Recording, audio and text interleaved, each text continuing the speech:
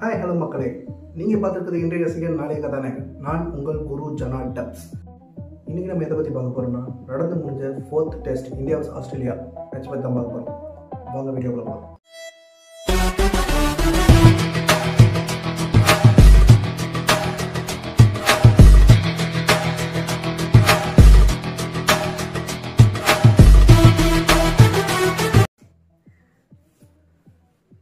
Match முடிஞ்ச ஒரு 6 ஹவர்ஸ்க்குள்ளே ஏகப்பட்ட கிரிட்டிசைஸ் வந்துருச்சு.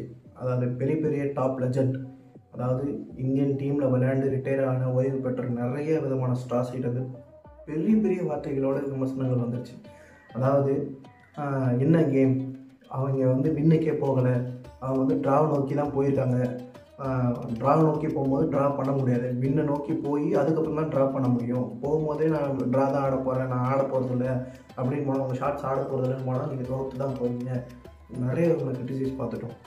ஸோ அப்பார்ட் ஃப்ரம் தட், முதல்ல பேசிக்காக என் சைட்லேருந்து நான் தோன்றதை சொல்கிறேன். ஒருத்தவங்க ஜெயிக்கும் போது ஆஹா அவங்களும் தூக்கி வச்சு தலையில் வச்சு கொண்டாடுறது சந்தோஷமாக இருக்கும் அவங்களுக்கு. ஆனால் அவங்க தோற்கும் போது உங்கள் மேலே எனக்கு நம்பிக்கை இருக்குது, நீங்கள் இன்னும் வாங்க, உங்களால் முடியும் அப்படின்னு சொல்லும் போது தான் அவங்களோட டேலண்ட்டை அடுத்த லெவலில் கொண்டு போவாங்க.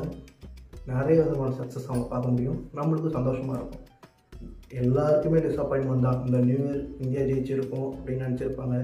நம்ம ஆசைப்படுறோம், அப்போ அவங்க ஆசைப்படாமல் இருந்திருப்பாங்க. விளையாடுறாங்க, கிட்டத்தட்ட ஒரு 3 நாள் ஃபீல்டிங் பண்ணி விளாட்றாங்க. ஸோ அவங்களுக்கு அதை வின் பண்ணணுன்ற அந்த ப்ரெஷர் இருக்காது அப்படின்ற மாதிரி நீங்களாம் சொல்லிட்டு போயிடுறீங்க.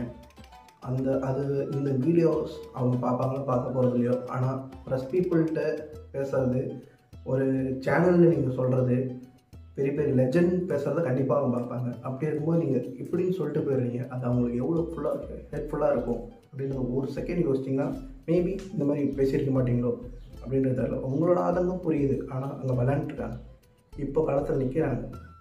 அவங்களுக்கு நீங்கள் மோட்டிவேட் பண்ணலாம், இல்லை ஐடியா சொல்லலாம். கிரிட்டிசைஸ்ன்றது மேட்ச் முடிஞ்ச உடனே நாங்கள் சொல்லிடுவோம் அப்படின்றது அவங்களுக்கு ஹெல்ப்ஃபுல்லாக இருக்காது. நீங்கள் அதை யார்கிட்ட போய் சொன்னாலும் சரி, அவங்களுக்கு அது ஹெல்ப்ஃபுல்லாக இருந்துச்சுன்னா பரவாயில்ல. இப்போ நீங்கள் Sunil Gavaskar, the great star, அவர் மேட்ச் டைம்லேயே ரிஷப் பந்தோட ஷாட்டை பார்த்துட்டு பக்கத்தில் அவர் ஒருத்தர் சொல்கிறாரு, அது அவரோட நேச்சுரல் கேம் அப்படின்னு சொல்லிட்டு சொல்கிறாரு. Is not a natural, it's stupid அப்படின்னு கத்துறாரு. ஏன் எனக்கு புரியல. அது தப்பான ஷாட்டு தான், அது ஆடி இருக்கக்கூடாது தான். ஆனால் இதே ஷாட் அவர் பல தடவை சக்ஸஸ் கிடச்சிருக்கு. அவர் அப்படி இருக்கும்போது நீங்கள் அவர் ரொம்ப ஓவராக கிரிட்டிசைஸ் பண்ணுறீங்க. ஸோ அதோட பேக் ஃபயர் எங்கே ஆச்சு? நல்லா ஆனதாக நிறைய பேர் இப்போ பேசுவீங்க. அவர் நல்லா டிஃபெண்ட் பண்ணுறாரு, எனக்கு அந்த டேலண்ட் இருக்குன்றதை ப்ரூவ் பண்ணியிருக்காரு. வாட்?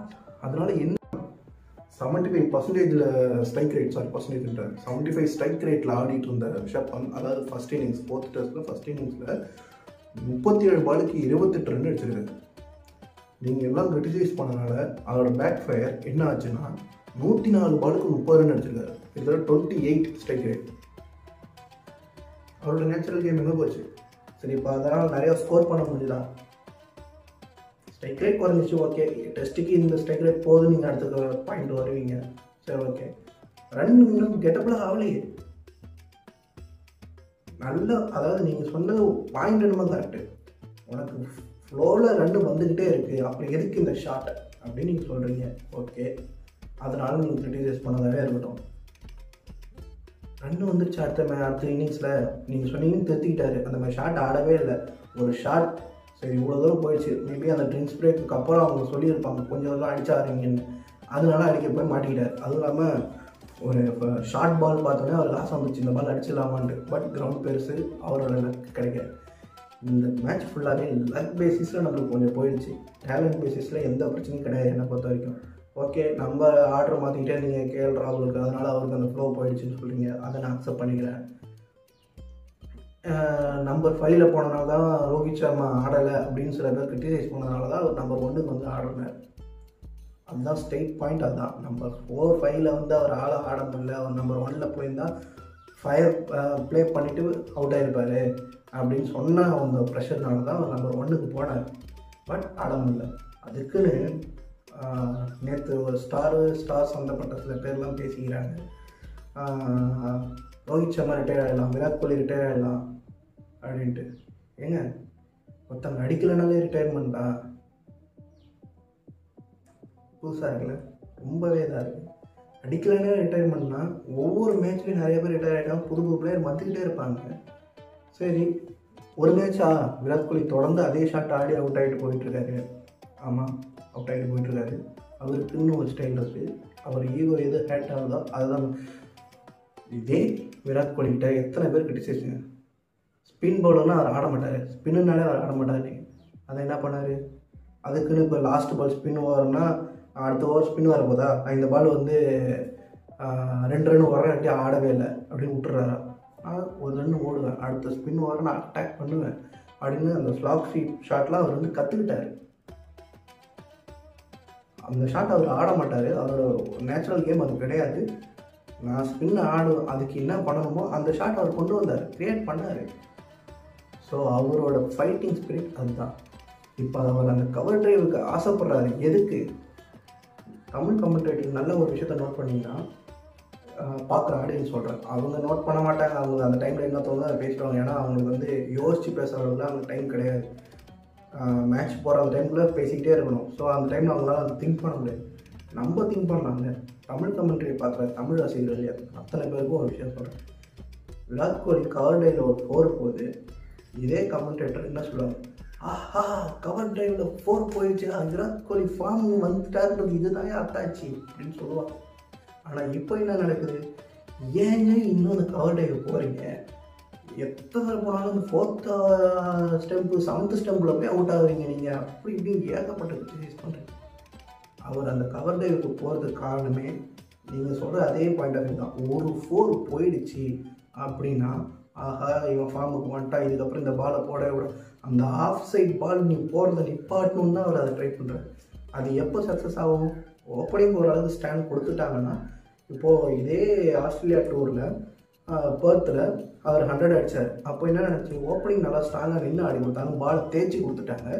அதுக்கப்புறம் அவங்க அந்த ஃப்ரீ ஃப்ளோவாக அடிக்க முடிஞ்சுது. நீங்கள் அது நடக்கலை. ப்ரெஷர் எல்லாருக்குமே அந்த ப்ரெஷர் இருக்குது. ஒரு மேட்ச் ட்ரா தான் இருக்குது, ஜெயிக்கலை. ஸோ அடுத்த மேட்ச் இன்னும் ஒரு மேட்ச் தான் இருக்குது. ஸோ இந்த மேட்ச் ஜெயிக்கணுன்ற ப்ரெஷரில் அவுட் ஆகிடுறாங்க. நீங்கள் அதை என்ன சால்வ் பண்ணணுன்றது ஐடியா கொடுத்தீங்கன்னா பரவாயில்ல. நான் அவங்களை கிரிட்டிசைஸ் பண்ணி அவங்களை டீம் மட்டும் தூக்கணும் அப்படின்னா எனக்கு புரியல. இன்னொரு வார்த்தை சொல்கிறாங்க, ரோஹித் சர்மா அடுத்த மேட்ச்சை வந்து நான் ரிட்டையர்மெண்ட் அனௌன்ஸ் பண்ணுறேன், அடுத்த பிளேயருக்கு வழி விடுறேன் அப்படின்னு போயிடலாம். எனக்கு தெரிஞ்சு ஏங்க அஸ்வினுக்கு நடந்ததை எத்தனை பேர் நம்ம வந்து தப்புன்னு சொன்னோம். அவர் ரிட்டையர்மெண்ட் ஆக போகிறேன்னு போன இதுலேயே சொன்னார். ஆனாலும் அவருக்கு சான்ஸ் கொடுக்காம வெளில உட்கார வச்சுருக்கீங்க. அவருக்கு எவ்வளோ பெயின்ஃபுல்லாக இருந்திருக்கும். விளையாடாமல் ஒருத்தர் ரிட்டையர்மெண்ட் கொடுக்கறது ரொம்ப தப்பு, அது ரொம்ப கஷ்டம் அப்படின்னு நீங்கள் தான் சொல்கிறீங்க. அடுத்த மேட்ச் ரோஹித் சர்மா வந்து விளையாடாமல் ரிட்டையர்மெண்ட் அனௌன்ஸ் பண்ணிட்டு போயிடலாம் அப்படின்னா, அவர் மட்டும் ஆடாமல் ரிட்டையர்மெண்ட் கொடுக்கணுமா? அவர் லெஜண்ட் கிடையாதா? இல்லை நான் கேட்குறேன், லெஜண்ட் கிடையாதா? ஒன்று இதுக்கு பல பேர் வருவாங்க, தமிழ்நாடு சப்போர்ட் பண்ணாமல் வேறு யாருக்கும் சப்போர்ட் பண்ணான்ட்டு. நான் அஸ்வினுக்கும் தாங்க சேர்த்து சொல்கிறேன், ஒருத்தரை விளையாட வைக்காமல் உள்ளே உட்கார வைக்கணும்னு நீங்கள் சொல்கிறதே தப்பு. A team, B team, C டீம்னு வருது. நீங்கள் சான்ஸ் மற்றவங்களுக்கு கிடைக்கணும்னு ஆசைப்படுறீங்க. Okay right, A team, B team, C team, இத்தனை டீம் ஆடுது. ஒவ்வொரு டீமில் ஒவ்வொருத்தவங்களும் தூக்கி போடுங்க. நீங்கள் பேச நான் சப்போர்ட் பண்ணுறேன். அதை விட்டுட்டு விளையாண்டுருக்கிறவங்க வெளில வர வச்சுட்டு அடுத்த உள்ள கூப்பிட்டுன்றது இட்ஸ் நாட் ஃபேர். சரி, எல்லாம் போகட்டும். டீம் இந்தியா மீண்டும் வருவாங்க, ஜெயிப்பாங்க, அதில் நம்பிக்கை எனக்கு நிறையா இருக்குது. விராட் கோலி ப்ரெஷர் இல்லாமல் ஆடணும், அந்த விஷயத்த சொல்ல மாட்டேன். அந்த பையன் 19 வயசு பையன், சாம் கான்டஸா, அந்த பையன் வந்து அவரை வந்து விராட் கோலி இது பண்ணுறாரு, ஷோல்டர் பம்ப் பண்ணுறாரு அப்படின்னு அவ்வளோ கிரிட்டிசைஸ் ஆகிடுச்சு. அங்கே இது ஃபுல்லாகவே மெயின் கேம் தான் ஆடிட்டுருக்காங்க. ஓகேவா? இந்த அந்த இதை மாற்றி வைக்கிறது, பைஸை மாற்றி வைக்கிறது, இந்த மாதிரி எல்லாமே மெயின் கேம் தான் அங்கே போயிட்டுருக்கு. மொத்தமாக பிளேயருக்குள்ள டேலண்ட்டை அழிக்கவே முடியாது. ஸோ மைண்ட் கேம்லாம் அவங்க ப்ரெஷருக்குள்ளே கொண்டு வரணுன்றது தான் எல்லாமே பண்ணுறாங்க. விராட் கோலி இதுக்கு முன்னாடி அதை நிறையா பண்ணியிருக்காரு. பட் விராட் கோலி எந்த ஒரு தனிப்பட்ட மனிதரையும் தாக்க மாட்டார். அன்றைக்கி அது நடந்திருக்குன்னா அப்போ அந்த பையன் ஏதோ ஒரு விதத்தில் ஏதோ பண்ணியிருக்கான்னு அர்த்தம். நீங்கள் அந்த மேட்ச்சை ஃபுல்லாக பார்த்தீங்கன்னா சிராஜுக்கிட்ட அவர் மூஞ்சி காட்டுவார் அந்த பையன். ஸோ இந்த மாதிரிலாம் இருக்கும்போது சிராஜுக்கு சப்போர்ட்டாக போய் தான் அந்த இடத்துல அவர் மாட்டுறாரு. ஓகேவா? சரி, ஓகே. மேட்ச் முடிஞ்சதுக்கப்புறம் நார்மலாக பேசும்போது அவரே அந்த பையனை கூப்பிட்டு ஆறுதலாக பேசிடுவார். ஏன்னா விராட் கோலி டீமுக்கு தான் பார்ப்பாரு தவிர தனிப்பட்ட மனுஷனுக்காக அவர் பார்க்கணும். அது அவருக்குன்னு அவர் பார்த்துக்கிட்டே கிடையாது. அதுக்கு எக்ஸாம்பிள் நிறைய பேருக்கு அவரை வந்து இதே மாதிரி மூவ் பண்ணும்போது அந்த மாதிரி பண்ணாதீங்க, அவரை வந்து பாராட்டுங்க, அவரை வந்து என்கரேஜ் பண்ணுங்கன்னு சொல்லிருக்காரு. சரி ஓகே, அது இப்போ யாரோ ஒருத்தவங்கன்னா அந்த மாதிரி பேசுவார், அவர் கூட மோத்தனை மட்டும் அந்த மாதிரி பேச மாட்டார் நீங்கள் சொல்லலாம். நவீன் உலாக் அவர் கூட நீங்கள் நல்லா பார்த்தீங்கன்னா ஐபிஎல்லில் பிரச்சனை நடக்கும். இந்த ஹெல்மெட்டை தூக்கி போடுறது, இந்த மாதிரிலாம் அக்ரெஷன் காட்டுறதுன்னு சொல்லிட்டு விராட் கோலியை வந்து இது பண்ணுவார். அதனால கௌதம் கம்பீர்லாம் கூட சண்டை வரும்.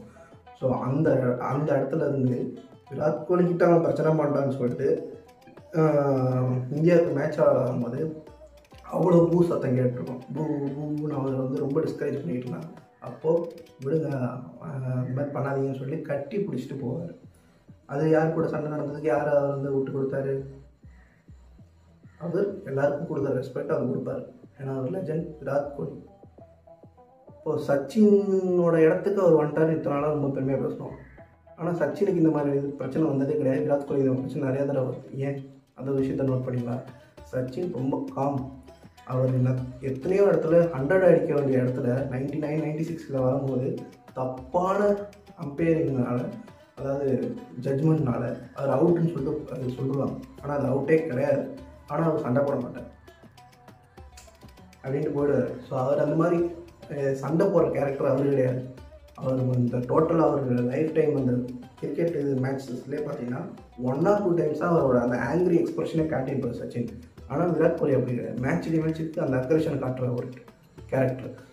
So character never change. So அதுக்காக இப்போ அவர் ரொம்ப டவுனில் போயிட்டுருக்கார்.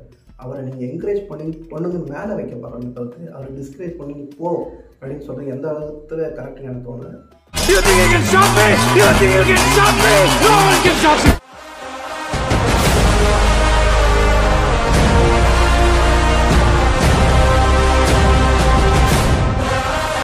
பார்த்துட்டு இருக்க எல்லாருக்கும் நான் சொல்கிறது கரெக்டுன்னு தோணலாம், நிறைய பேருக்கு தப்புன்னு தோணலாம். நானே வந்து நிறைய பேர் பேசுறது கரெக்டுன்னு சொல்ல மாட்டேன், சில பேர் பேசுறது கரெக்டுன்னு சொல்லுவேன். ஸோ அதுமாதிரி ஒருத்தங்க பேசுறது நிறைய பேருக்கு சரின்னு தோணும், சரியில்லைன்னு தோணும். வாட்டர் ஐடிஸ் நான் பேசுறது முற்றிலும் என் சைடில் எனக்கு தோன்றதை நான் சொல்கிறேன். இன்னொன்று, எல்லாருக்கும் என்கரேஜ் பண்ணுங்கள். அதுதான் நான் சொல்கிறேன். எல்லாரையும் என்கரேஜ் பண்ணுங்கள். இதுதான் என்னோட ஃபைனல் டாக். ஓகே, இன்னைக்கு 31st, நாளைக்கு நியூ இயர். ஸோ பார்க்குற எல்லாருக்கும் அட்வான்ஸ் ஹாப்பி நியூ இயர்.